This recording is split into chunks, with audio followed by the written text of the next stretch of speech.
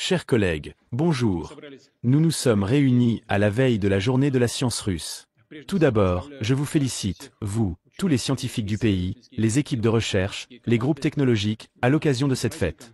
Je vous souhaite un travail réussi et fructueux au profit de la Russie et de tout notre peuple. Lors de la dernière réunion de notre Conseil, nous avons longuement discuté de la manière d'accroître le rôle de la science dans la résolution des tâches nationales. Aujourd'hui, à l'ordre du jour, se trouvent les questions de l'enseignement technique, la formation des ingénieurs, des travailleurs qualifiés selon les priorités pour la Russie et les orientations du développement scientifique et technologique, pour lesquelles de nouveaux projets nationaux de leadership technologique sont lancés. À la fin de l'année dernière, le gouvernement de l'Académie des sciences de Russie a reçu pour instruction d'élargir considérablement ces questions, d'ajouter des mesures supplémentaires afin d'assurer non seulement l'autosuffisance du pays dans les secteurs les plus importants, mais aussi la supériorité des technologies et produits nationaux à forte intensité scientifique dans les domaines vitaux. Je le répète, l'objectif fixé de manière très concrète dans le domaine du développement technologique de la Russie doit être compétitif dans les domaines clés. Pour cela, nous avons besoin de spécialistes capables de générer des solutions uniques, y compris pour les nouvelles industries en formation, prêts à utiliser des méthodes de conception et de construction avancées. J'ajoute que les métiers industriels et de nombreux autres secteurs nécessitent aujourd'hui la connaissance des systèmes technologiques les plus complexes et des compétences en ingénierie. La formation de tels cadres est l'une des tâches les plus importantes pour tous les niveaux d'éducation. Je tiens à souligner particulièrement ce point.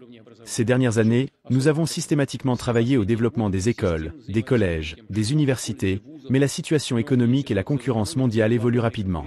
Compte tenu de la pénurie aiguë et sensible de personnel pour les entreprises, il est nécessaire de prendre dès maintenant des mesures non conventionnelles, souvent extraordinaires. Il est vraiment important, ici, que toute la communauté professionnelle participe. C'est pourquoi, pour préparer l'ordre du jour substantiel de notre Conseil, un groupe de travail interministériel a été créé, comprenant des représentants des principales écoles, universités, instituts de recherche, sujets de la fédération et du monde des affaires. Je compte sur mes collègues pour continuer à suivre la situation concernant la formation des ingénieurs et à préparer leurs propositions dans ces domaines. Il est notamment nécessaire d'ajuster les mécanismes existants et de créer de nouveaux mécanismes de coopération entre les régions, les systèmes éducatifs, les entreprises et les sociétés nationales. Il est important d'établir un échange constant des pratiques les plus efficaces. Il s'agit avant tout de mesures visant à créer un système unifié de formation des cadres techniques, de l'école à l'université. Une telle expérience positive et demandée existe dans une grande partie des régions à forte concentration industrielle. Il faut la diffuser activement. Quoi d'autre, je pense, est important. En plus de résoudre les tâches d'aujourd'hui et du futur proche, il faut constituer une réserve de compétences pour les années à venir, afin que les écoliers, étudiants, doctorants actuels, ainsi que nos institutions, écoles, collèges et universités, soient prêts dans 15 à 20 ans à répondre aux défis de l'époque, aux changements technologiques rapides, et à figurer parmi les meilleurs dans la concurrence mondiale. Cette exigence doit absolument être intégrée dans la logique de nos actions. Et une telle tâche doit être fixée lors de l'élaboration de la nouvelle stratégie de développement de l'éducation jusqu'en 2040. Et il y a une autre approche fondamentale. Conformément aux traditions nationales et aux meilleures pratiques mondiales qui ont prouvé leur efficacité, notre enseignement technique doit avant tout être fondamental. La base nécessaire des connaissances en mathématiques et en sciences naturelles se forme précisément à l'école, et ce dès les classes de 5e à 9e. Les experts estiment que c'est la période la plus importante pour la préparation des futurs spécialistes. Le niveau d'enseignement de ces disciplines doit être élevé, non pas dans des établissements d'enseignement isolés, des écoles leaders, mais dans tout le pays. Pour cela, comme cela a déjà été dit à plusieurs reprises, il faut augmenter le nombre d'enseignants spécialisés et améliorer la qualité de leur formation. Il est important que les mathématiques et les sciences naturelles captivent les jeunes, qu'ils passionnent les élèves. Actuellement, beaucoup d'entre eux perdent souvent tout intérêt pour ces matières dès le début de leur apprentissage. Mais cela ne signifie bien sûr pas que nos jeunes n'ont pas les talents ou les capacités nécessaires pour maîtriser ces connaissances. L'une des raisons, comme le disent les enseignants eux-mêmes, réside dans le contenu des programmes de l'école primaire et du secondaire.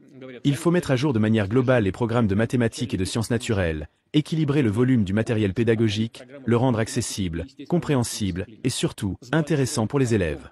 Je demande à l'Académie des sciences de Russie, à l'Académie russe de l'éducation et aux principales organisations éducatives et scientifiques nationales de se pencher sur la résolution de ces tâches. Chers collègues, ces dernières années, un certain nombre de décisions systémiques ont été prises pour améliorer la qualité de la formation professionnelle des ingénieurs et des travailleurs. Cette année, la partie expérimentale du projet Professionnalité se termine, un projet qui, depuis 2022, est mis en œuvre sur la base d'une coopération étroite entre les établissements d'enseignement et les entreprises dans les secteurs clés de l'économie. Je considère qu'il est nécessaire de consolider législativement ce modèle d'organisation de l'enseignement professionnel secondaire avec la participation obligatoire des entreprises, d'autant plus que ce projet s'étend considérablement à de nouveaux secteurs. D'ici la fin de 2026, des collèges et des lycées techniques de toutes les régions de Russie y participeront, et d'ici 2030, 2 millions d'étudiants suivront le modèle professionnalité. En ce qui concerne la formation des spécialistes de l'enseignement supérieur, en 2023, il a été décidé de proposer des durées d'études différentes pour toutes les filières en fonction de la profession spécifique, du secteur et des besoins du marché du travail, tout en garantissant l'obtention d'une formation supérieure complète et achevée. Bien sûr, ces transformations doivent être remplies de contenu réel. Pour cela, compte tenu du développement technologique rapide, il faut repenser sérieusement le contenu des programmes éducatifs, les mécanismes d'apprentissage eux-mêmes, ainsi que les volumes et la structure de la formation des cadres, y compris, bien sûr, comme nous en parlons actuellement, des ingénieurs. Le gouvernement, en collaboration avec les régions et les employeurs, a élaboré une prévision quinquennale des besoins en personnel au niveau de l'ensemble de l'économie. Cela a été fait en détaillant les territoires, les secteurs et les professions concernées. Un travail important a été accompli, mais ce n'est que le début. Maintenant, il faut déterminer précisément les besoins supplémentaires en personnel pour relever les défis du leadership technologique et pour la mise en œuvre des projets correspondants.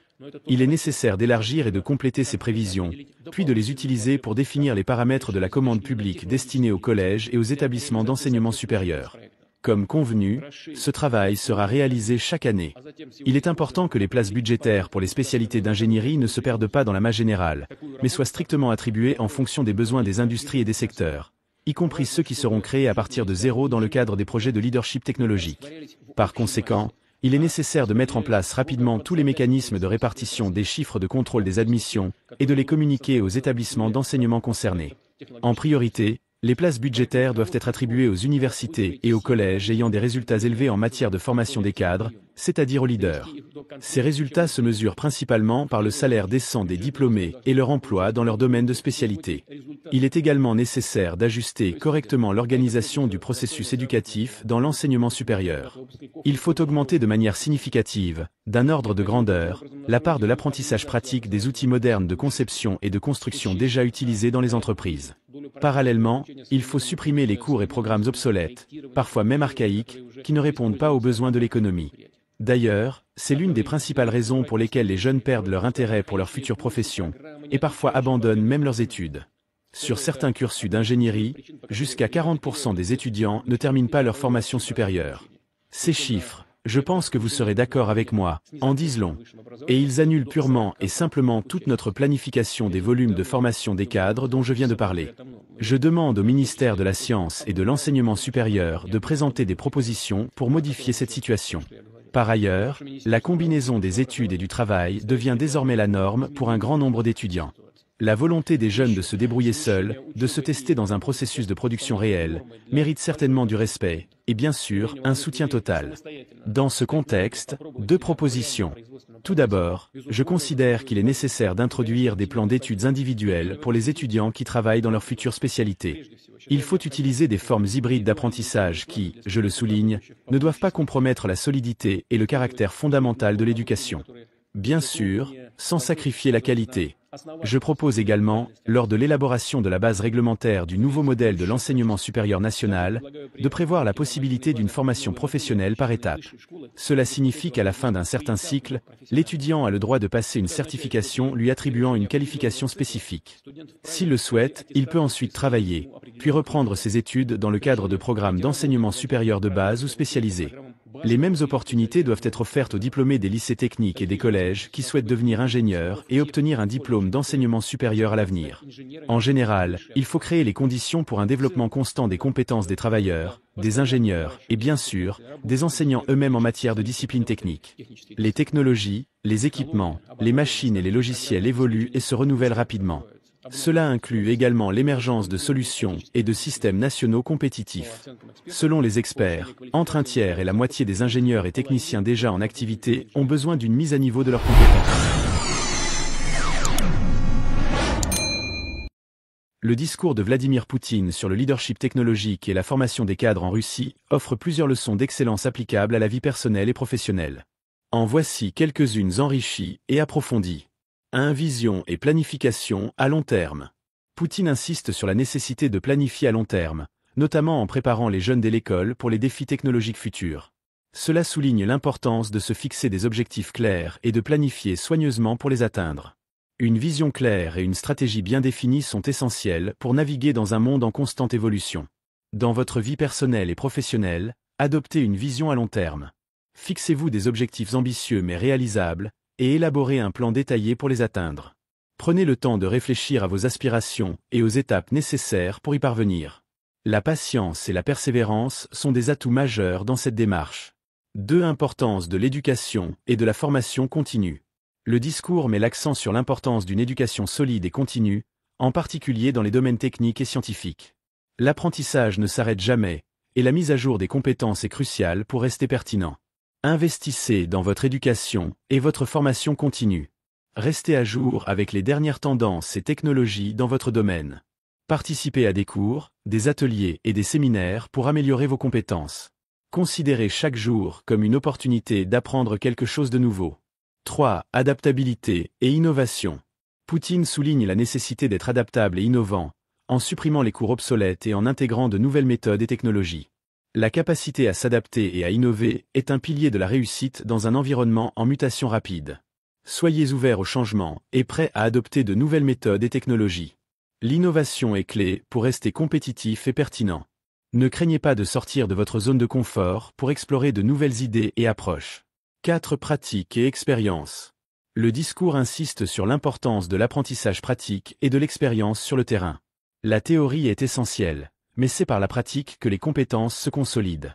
Cherchez des opportunités pour appliquer vos connaissances dans des situations réelles. L'expérience pratique est inestimable et peut souvent vous donner un avantage concurrentiel.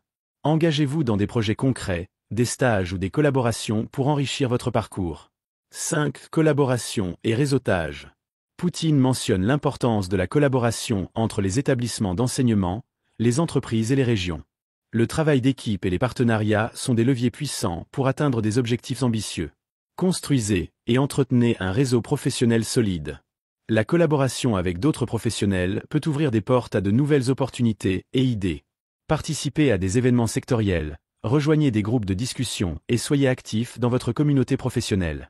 6. Responsabilité et engagement. Le discours met en avant la responsabilité des établissements d'enseignement et des étudiants envers la société et l'économie. Chacun a un rôle à jouer dans la construction d'un avenir meilleur. Prenez vos responsabilités au sérieux, que ce soit dans votre travail ou dans votre vie personnelle. Soyez engagés et faites preuve d'intégrité dans tout ce que vous entreprenez. Assumez vos actions et contribuez positivement à votre environnement. 7. Flexibilité et apprentissage par étapes. Poutine propose des plans d'études individuels et une formation par étapes, permettant aux étudiants de travailler tout en continuant leurs études. La flexibilité est essentielle pour concilier différents aspects de la vie. Soyez flexible dans votre approche de l'apprentissage et du développement professionnel. Il est possible de progresser par étapes, en combinant travail et études pour atteindre vos objectifs. Adaptez votre rythme en fonction de vos besoins et de vos aspirations. 8. Amélioration continue. Le discours insiste sur la nécessité d'une amélioration continue des compétences, même pour les professionnels déjà en activité. La quête de l'excellence est un processus sans fin. Adoptez une mentalité d'amélioration continue. Cherchez toujours à vous améliorer et à vous perfectionner, que ce soit dans vos compétences techniques ou vos compétences interpersonnelles. Fixez-vous des défis réguliers pour rester motivé et progresser. 9. Leadership et inspiration. Poutine montre un leadership clair en fixant des objectifs ambitieux pour le pays et en inspirant les autres à les atteindre. Un bon leader est capable de mobiliser les énergies autour d'une vision commune. Que vous soyez en position de leadership ou non, inspirez et motivez ceux qui vous entourent.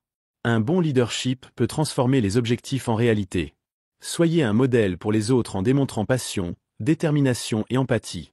En résumé, les leçons d'excellence tirées du discours de Poutine incluent la planification à long terme, l'importance de l'éducation et de la formation continue, l'adaptabilité, l'expérience pratique, la collaboration, la responsabilité, la flexibilité, l'amélioration continue et le leadership. En appliquant ces principes, vous pouvez viser l'excellence dans tous les aspects de votre vie personnelle et professionnelle. Astérisque astérisque question de débat. Astérisque astérisque. 1. Selon vous, quelle est la compétence la plus importante pour réussir dans un monde en constante évolution? L'adaptabilité ou la spécialisation approfondie? 2. Comment pouvons-nous encourager davantage de jeunes à s'orienter vers des carrières scientifiques et techniques tout en maintenant un équilibre avec les disciplines artistiques et sociales?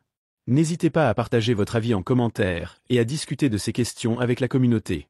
Vos perspectives enrichiront ce débat et pourraient inspirer d'autres personnes à viser l'excellence dans leur propre parcours. Merci et à très bientôt.